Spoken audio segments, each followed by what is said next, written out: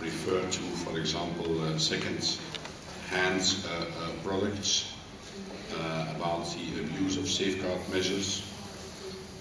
This is an irritant we should make away with.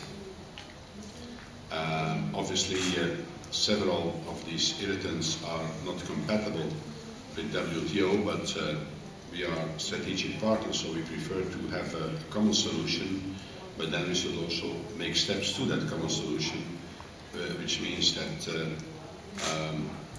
we have very clearly put that we should come to a dispute settlement mechanism. If we have a difference of opinion, we should also have a way to give an answer to that.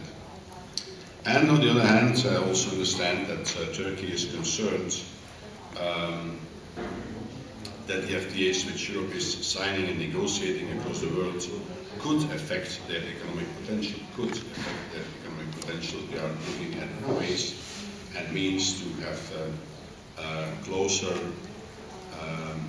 information exchange with Turkey